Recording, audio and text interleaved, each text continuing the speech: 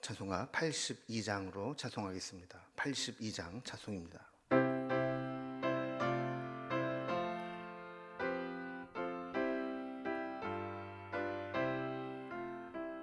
성부의 어린 양이 죄 지고 가시니 내 몸에 당할 형벌 다 대신하셨네.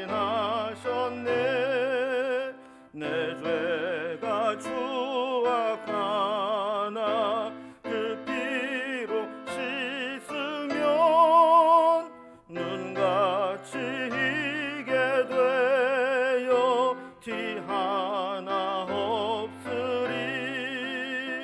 내 죄를 회개할 때 용서해 주시고 병든 몸 고쳐주사 새 생명 주시네. 내 속에 쌓인 근심 한없이 그것만 주침이 벗겨주사 위로해 주시네. 내 죄를 의지하니 내 맘이 편하고 주 나를 붙드시니 내 앞길 환하다. 임마누엘 주 예수 끝없는 그 사랑 그 향기 바람 타고 온 땅에 퍼지네.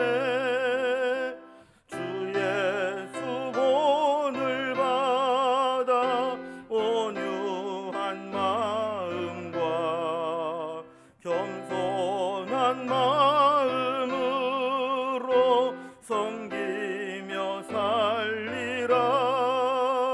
나 주의 뒤를 따라 저 천국 이르러 천사의 노래 따라 주 찬송하리라. 아멘. 오늘 함께하는 하나님 말씀은 신약성경 마태복음 20장 17절에서 34절까지 말씀입니다. 마태복음 20장 17절에서 마지막 절 34절까지 말씀 제가 봉독하겠습니다. 예수께서 예루살렘으로 올라가려 하실 때에 12 제자를 따로 데리시고 길에서 이르시되 보라 우리가 예루살렘으로 올라가노니 인자가 대제사장들과 서기관들에게 넘겨주매 그들이 죽이기로 결의하고 이방인들에게 넘겨주어 그를 조롱하며 채찍질하며 십자가에 못 박게 할 것이나 제3일에 살아나리라. 그때에 세베대의 아들의 어머니가 그 아들들을 데리고 예수께 와서 절하며 무엇을 구하니 예수께서 이르시되 무엇을 원하느냐. 이르되 나의 이 두 아들을 주의 나라에서 하나는 주의 우편에 하나는 주의 좌편에 앉게 명하소서. 예수께서 대답하여 이르시되 너희는 너희가 구하는 것을 알지 못하는도다. 내가 마시려는 잔을 너희가 마실 수 있느냐. 그들이 말하되 할 수 있나이다.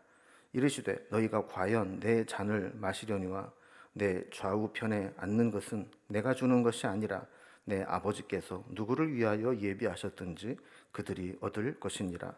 10 제자가 듣고 그 두 형제에 대하여 분히 여기거늘 예수께서 제자들을 불러다가 이르시되 이방인의 집권자들이 그들을 임의로 주관하고 그 고관들이 그들에게 권세를 부리는 줄을 너희가 알거니와 너희 중에는 그렇지 않아야 하나니 너희 중에 누구든지 크고자 하는 자는 너희를 섬기는 자가 되고 너희 중에 누구든지 으뜸이 되고자 하는 자는 너희의 종이 되어야 하리라. 인자가 온 것은 섬김을 받으려 함이 아니라 도리어 섬기려 하고 자기 목숨을 많은 사람의 대속물로 주려 함이니라. 그들이 여리고에서 떠나 갈 때에 큰 무리가 예수를 따르더라. 맹인 두 사람이 길가에 앉았다가 예수께서 지나가신다 함을 듣고 소리질러 이르되 주여 우리를 불쌍히 여기소서. 다윗의 자손이여 하니 무리가 꾸짖어 잠잠하라 하되 더욱 소리질러 이르되 주여 우리를 불쌍히 여기소서. 다윗의 자손이여 하는지라. 예수께서 머물러 서서 그들을 불러 이르시되 너희에게 무엇을 하여 주기를 원하느냐. 이르되 주여 우리가 눈 뜨기를 원하나이다. 예수께서 불쌍히 여기사 그들의 눈을 만지시니 곧 보게 되어 그들이 예수를 따르니라. 아멘. 우리는 요즘에 사순절을 보내고 있습니다. 예수님은 예수님의 시간표대로 십자가를 지시기 위해서 준비하시고 한 걸음 한 걸음 나아가십니다. 그런데 십자가를 바로 코앞에 두고도 예수님의 제자들은 예수님의 마음과 의도를 조금도 헤아리지 못하고 있는 것을 보게 됩니다. 누가 더 큰 자냐라는 이 자리다툼을 위해서 기회를 엿보고 있습니다. 예수님은 어떤 길로 가고 계시는가를 설명하면서 제자들에게 예수님의 제자는 예수님을 따라서 어떤 삶을 살아야 될 것인가 하는 제자도를 다시 가르쳐 주십니다. 그리고 마치 제자들이 영적 맹인이라도 된 것과 같이 맹인을 고치는 기적을 행해 주십니다. 오늘 본문의 이 내용을 단락별로 좀 구분을 해보면 먼저 17절에서 19절까지는 세 번째로 순환을 예고하시는 예수님의 모습이 나옵니다. 그리고 20절에서 28절까지는 예수님의 그 십자가를 이야기함에도 불구하고 높아지고 싶은 이 제자들의 욕망이 청탁을 하는 것으로 이어졌고, 여기에 대해서 예수님은 이 제자의 길이 어떤 것인가를 교훈해 주시죠. 그리고 마지막 29절에서 34절까지는 올라가는 길에 시각장애인을 만나서 그들의 믿음을 보시고 치유해 주시는 사건이 기록되어 있습니다. 오늘 본문을 단락별로 살펴봅니다. 먼저 첫 번째 단락은 예수님의 순환 예고를 이제 세 번째 하시게 되는 장면이 나오게 되죠. 예루살렘에 점점 이제 가까워지고 이제 유대 땅에 오게 되었을 때 예수님은 예루살렘으로 올라가기 전에 제자들에게 세 번째로 순환 예고를 하십니다. 17절에 보면 예수께서 예루살렘으로 올라가려 하실 때에 12제자를 따로 데리시고 길에서 이르시되 그랬습니다. 상황이 좀 특별한 이제 상황을 연출하는 것을 보게 됩니다. 예수님이 이제 갈릴리에서 예루살렘으로 올라가실 때 사마리아를 통과해서 직선 코스로 오지 않으시고 요단강을 건너서 돌아서 이렇게 오시게 되었죠. 다시 요단강을 건너서 첫 번째 만나게 된 성읍이 여리고인데 여리고를 거쳐 예루살렘으로 올라가려고 하시는 겁니다. 근데 이쪽 여리고 근처에서 예수님께서 길을 가시다가 길가에서 12제자를 따로 구별해서 신중하게 말씀을 전하십니다. 많은 무리들이 있었지만 12명을 따로 길가에서 이렇게 부른 겁니다. 그 말씀을 보면 18절, 19절에 이렇게 되어 있습니다. 보라, 우리가 예루살렘으로 올라가노니 인자가 대제사장들과 서기관들에게 넘겨짐에 그들이 죽이기로 결의하고 이방인들에게 넘겨주어 그를 조롱하며 채찍질하며 십자가에 못 박게 할 것이나 제3일에 살아나리라 그랬습니다. 우리는 이미 마태복음 16장과 17장에서 두 번에 걸친 순환 예고를 들었습니다. 예루살렘에 올라가시면 잡히게 될 것이고 또 고난당하고 십자가에 죽으셨다가 부활하실 것이다. 이런 똑같은 패턴으로 예수님의 순환을 말씀하셨죠. 그런데 오늘 본문의 이 세 번째 순환 예고에는 첫 번째, 두 번째는 없었던 내용이 첨가됩니다. 이방인에게 넘겨주어 로마에 의해서 조롱과 채찍질과 십자가에 달리게 되는 일들을 당할 것을 예고하신 것이죠. 그러니까 첫 번째, 두 번째보다 조금 더 자세하게 그리고 이방인 로마에 관여가 있었다라는 것을 이야기하는 겁니다. 끝까지 예수님은 십자가 대속의 사역을 완수하시겠다라는 그 의지를 이렇게 순환 예고를 통해서 제자들에게 밝히는 것이죠. 이 모든 과정을 예수님은 다 알고 계시면서 당하셨습니다. 그렇다고 하지 않습니까? 사람이 모르고 당하는 고난보다 알고 당하는 고난이 더 괴롭고 두려운데 예수님은 세 차례나 제자들에게 예고하실 정도로 예수님이 가시는 길이 어떤 것인가를 분명히 알고 당하셨던 것입니다. 그런데 이러한 예수님의 마음을 무색하게도 제자들은 예수님이 가려는 길과 다른 길을 가려고 하고 있는 것을 보게 되죠. 두 번째 단락을 보면 십자가를 지시는 예수님과는 다르게 높아지고 싶은 이 제자들이 어머니를 앞세워 청탁을 하게 되고, 또 여기에 대해서 예수님은 제자도를 가르쳐 주십니다. 우리는 18장에서 이미 제자들이 예수님께 천국에서는 누가 더 큰 자가 됩니까? 라고 질문을 할 정도로 서로 자리 다툼에 민감하고 높아지려고 하는 마음이 있는 것을 보았습니다. 그런데 예수님의 순환이 예고되는 그 시점에도 그저 자리만 탐내고 예수님의 나라에서 어떻게 하면 측근에 오를 것인가 하는 것들에 관심 있는 자들이 있었습니다. 20절에 보면 그때 세베대 아들의 어머니가 그 아들들을 데리고 예수께 와서 절하며 무엇을 구하니 그랬습니다. 세베대의 아들들의 어머니, 세베대의 아내죠.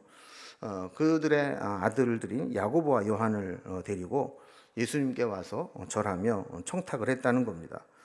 청탁의 내용은 자리에 관한 문제였습니다. 21절에 보면 예수께서 이르시되 무엇을 원하느냐 이르되 나의 이 두 아들을 주의 나라에서 하나는 주의 우편에 하나는 주의 좌편에 앉게 하소서 그런 겁니다. 그러니까 두 아들을 예수님의 나라에 가장 가까운 좌우편의 측근으로, 요즘 표현으로 말하면 무슨 핵관, 핵심 관계자 이런 자리에 해달라는 겁니다. 그녀의 이 두 아들은 갈릴리에서부터 가장 먼저 제자로 부름받은 사람들 중에 하나였고, 또 예수님께서는 베드로를 포함해서 이 두 아들을 변화산에 올라갈 때도 따로 데리고 올라가셨습니다. 또 이 세베대 아내 역시 다른 본문과 조합을 해보면 예수님의 어머니였던 마리아의 자매로서 예수님에게는 이모가 되는, 친척이 되는 거죠. 그래서 아마도 이런 친족 관계라든지 예수님께서 그동안 특별히 가까이 하셨던 것들을 생각하면서 이 세베대의 아내는 그 두 아들 요한과 야고보를 예수님 가장 가까운 곳에 측근에 모셔둘 수 있도록 그렇게 청탁을 한 것입니다. 그런데 이러한 것은 사실 예수님이 어떤 삶을 사시는지, 어떤 길을 가려고 하시는지, 예수님의 앞으로의 행보가 어떻게 되는지를 전혀 이해하지 못하는 처사였죠. 22절에 보면 예수께서 대답하여 이르시되 너희는 너희가 구하는 것을 알지 못하는도다. 내가 마시려는 잔을 너희가 마실 수 있느냐? 그들이 말하되 할 수 있나이다 그랬습니다. 그러니까 예수님의 좌우편의 자리를 구한다는 것이 도대체 무엇을 구하는 것인지 알고나 하느냐라는 것이죠. 내가 마시려는 잔을 너희가 마실 수 있느냐 그랬을 때 이 잔은 예수님의 고난과 십자가입니다. 그것을 마신다는 것은 예수님의 고난과 죽음에 동참한다는 이야기인데, 그것을 함께 할 수 있겠느냐라고 물었을 때 그들은 담대하게도 할 수 있다라고 대답을 했죠. 한 가지 재미있는 것은 청탁은 그들의 어머니 세베대 아내가 했는데 대답하는 것을 보면 그들이라고 되어 있어서 아들들이 대답하는 것으로 되어 있습니다. 우리가 이제 추론해 볼 수 있는 것은 아마도 요한과 야고보는 그의 어머니가 예수님과 인척 관계에 있다라는 것을 앞세워서 요한과 야고보 스스로 자리 청탁을 한 것이 아닌가 이렇게 볼 수 있죠. 자, 여기에 대해서 예수님은 이제 실상을 알려주십니다. 23절에 보면 이르시되 너희가 과연 내 잔을 마시려니와 내 좌우편에 앉는 것은 내가 주는 것이 아니라 내 아버지께서 누구를 위하여 예비하셨든지 그들이 얻을 것이니라 그랬습니다. 제자가 된다는 것은 예수님의 순환과 죽음에 동참해야 한다는 것이고, 또 자리를 얻는 것은 또 하나님께서 예비하신 자에게 주시는 것이지 그것을 지금 정하는 것이 아니다라는 겁니다. 그러니까 이런 자리를 청탁하는 것 자체가 부질없는 일이고 무의미한 것이라는 것이죠. 자, 이런 대화를 나누는데 뜻밖의 예상치 못한 곳에서 문제가 터집니다. 24절을 보면 12제자가 듣고 그 두 형제에게 대하여 분히 여기거늘 그랬습니다. 다른 제자들 입장에서 보면 분노할 만합니다. 자기들만 쏙 빼서 오른쪽 왼쪽 다 차지하겠다고 하니까 나머지 10명의 제자들은 분이 여길 수밖에 없었던 것이죠. 본문에 기록은 없지만 아마도 베드로가 제일 부글부글 끓지 않았을까 하는 생각을 해보게 됩니다. 나머지 제자들이 왜 분노했을까요? 이것은 예수님은 지금 십자가를 지시는데 이런 자리 다툼이 하고 있느냐, 이런 분노가 아니었습니다. 만약에 예수님께서 그 청탁을 받아들이신다면 자신들이 순위에서 밀려나고 예수님 가까이에 있는 자리에서 밀려날 수 있다는 위기감 때문입니다. 그러니까 그들도 예수님에게 청탁만 안 했다 뿐이지 마음속에는 다 똑같이 예수님 측근에서 한 자리 하고 싶은 욕망이 다 있었던 것이죠. 예수님은 이 사건을 계기로 제자도에 대해서 다시 말씀을 하십니다. 정말 예수님의 제자가 된다는 것이 무엇인가 라는 것을 설명하는 것이죠. 그러면서 자세가 달라야 되는데 예수님의 제자는 세상 권력자와 달라야 된다라고 말씀합니다. 25절에 보면 이 세상의 이 집권자들은 권력을 이용해서 임의로 주관하고 권세를 부리는 자라는 것을 이야기합니다. 그런데 26절에 보면 주님의 제자는 그렇게 세상의 권력자들과는 달라야 한다라는 것입니다. 크고자 하는 자가 도리어 섬기는 자가 되어야 하고, 27절에 보면 으뜸이 되고자 하는 자는 먼저 종이 되어야 한다라고 말씀을 하는 것이죠. 그러니까 리더십이나 권력 구조가 세상과는 완전히 다른 겁니다. 예수님을 이용해서 한 자리 하려고 했던 제자들은 이해하기가 어려웠죠. 그래서 예수님은 분명하게 결론적으로 말씀을 합니다. 28절에 보면 인자가 온 것은 섬김을 받으려 함이 아니라 도리어 섬기려 하고 자기 목숨을 많은 사람의 대속물로 주려 함이라 그랬습니다. 자, 그러니까 예수님께서 이 땅에 오셔서 하시는 사역은 섬김을 받으려는 게 아니라 섬기려 했다는 거예요. 그리고 어디까지 섬기느냐 하면 자기 목숨을 대신 내어서 대속제물로 줄 정도로 그렇게 섬기려 오셨다라는 겁니다. 자, 그렇다면 예수님의 제자라면 예수님이 가신 길을 따라가야 되지 않겠느냐라는 것이죠. 그렇게 세상 개념으로 예수님이 왕이 되면 우리도 한 자리 하겠지, 이게 아니라 예수님은 좀 죽으러 가시는데 그렇다면 우리도 그 죽을 각오를 하고 고난 당할 각오를 해야 된다라는 겁니다. 이런 말씀을 이제 마치시고 나서 이제 세 번째 단락이 나옵니다. 시각 장애인들의 그 믿음의 고백을 보고 그들을 고쳐주시고 눈을 뜨게 하시는 장면인데요. 예수님의 이제 다음 여정이 이어집니다. 29절을 보면 그들이 여리고를 떠나갈 때에 큰 무리가 예수를 따르더라 그랬습니다. 요단강에서 가장 가까운 여리고를 떠나서 이제 예루살렘으로 향하는 긴 오르막길이 나오게 됩니다. 우리가 알다시피 이 요단강 밸리, 요단강 이 골짜기 계곡은 해발 수면보다도 더 낮은 지역 아닙니까? 예루살렘은 또 위에 있고, 그러다 보니까 올라가는 길이 계속해서 이제 오르막길이 되는 것이죠. 여기에 큰 무리가 예수님을 따랐다 그랬는데 이들은 아마도 갈릴리에서 유월절 절기를 지키기 위해서 함께 떠나서 여리고에서 모였던 사람들로 보고 있습니다. 예수님 일행이 이렇게 이제 유월절 지키기 위해서 예루살렘으로 이제 떠나게 되는데 시끄러운 소리가 들립니다. 맹인이 예수님이 지나간다는 소식을 듣고 소리를 지르면서 부탁을 하는 거죠. 맹인은 눈이 보이지 않는 대신에 다른 기관이 발달합니다. 촉각이 발달하고 청각이 발달하죠. 그래서 소리만 들어도 그동안 소문으로 들었던 그 예수님이 지금 그 앞을 지나가고 있다라는 것을 알게 되자 30절에 보면 예수님이 지나간다는 소식을 듣고 앉아 있다가 소리를 지릅니다. 그래서 사람들의 주의를 끌면서 다윗의 자손이여 우리를 불쌍히 여기소서 하면서 예수님을 불러 세우게 되죠.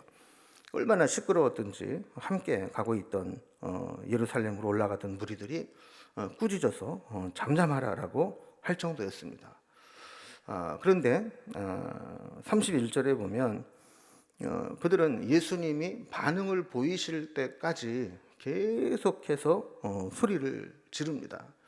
그래서 32절에 보면 드디어 예수님이 머물러 서서 내가 무엇 하여 주기를 원하느냐라고 물으셨고 그들은 당연하다는 듯이 이르되 주여 우리가 눈뜨기를 원하나이다라고 대답을 합니다. 그리고 34절에서 예수님은 그들을 불쌍히 여기시고 그들의 눈을 만지셔서 곧 보게 되어 예수님을 따르게 되었다라고 기록합니다. 예수님은 은혜를 사모하는 자들을 외면치 않으시죠. 특히 믿음으로 구하고 믿음으로 요청하는 자들에게 예수님은 친히 손을 내밀어 만지면서 그들을 고쳐 주신 겁니다. 이들은 복음서 최초로 치유의 은혜를 경험한 자가 예수님을 따르는 자로 기록되어 있습니다. 지금까지는 예수님의 기적을 행하고 치유의 능력을 행한 것이 그냥 이례적 사건으로 끝났는데 여기에 나온 이 두 사람은 치유를 경험하고 예수님을 따르게 되는 사람으로 첫 번째 사람으로 기록되고 있는 것이죠. 오늘 이제 본문은 예수님께서 예루살렘으로 올라가는 그 길 가운데 있었던 사건인데 사실 우리도 말로 표현하지 못해서 그렇지 사람들에게 인정받고 싶고 높임받고 싶고 또 어떤 권한이 주어지면 그 권한을 사용하고 싶은 그런 마음이 있습니다. 그러나 주님은 우리에게 다시 말씀하고 있죠. 주님의 제자는 섬기는 자가 되어야 된다. 종이 되어야 한다. 예수님께서 섬기러 오신 것이 아니라 섬김을 받으려 오신 것이 아니라 섬기러 오셨고 심지어 자기 목숨을 대속물로 주려 함이라 하신 말씀과 같이 우리도 겸손하게 주님이 가신 길, 주님이 살아온 삶의 여정, 주님이 살아오신 방식과 태도 이것들을 본받아서 살아갈 수 있기를 주님의 이름으로 기원합니다. 기도하겠습니다. 하나님 아버지, 사순절을 맞아 예수님께서 가신 길을 우리도 갈 수 있는지 말씀을 통해 살펴보게 됩니다. 우리는 예수를 믿으면서도 예수를 이용해서 뭔가 성공하고 이익을 보고자 하는 욕망이 가득 차 있습니다. 그럴 때마다 오늘 이 말씀을 기억하며 참된 제자도는 어떤 것인가를 바라보며 섬기러 오셔서 기꺼이 섬기시고 자기 목숨을 대속물로 내어주신 예수님을 기억하며 우리도 낮아지고 섬기고 종이 되는 자세로 주님을 따라 살아갈 수 있도록 인도해 주시옵소서. 우리 속에 높아지고자 하는 욕망을 꺾어버리게 하시고 오직 주님 가신 길을 함께 따라가고자 하는 제자로서 헌신된 삶이 되게 하여 주옵소서. 오늘도 주님과 동행하는 삶을 살아가기를 원하며 예수님의 이름으로 기도드리옵나이다. 아멘. 각자의 기도 제목들로 자유롭게 기도하시겠습니다.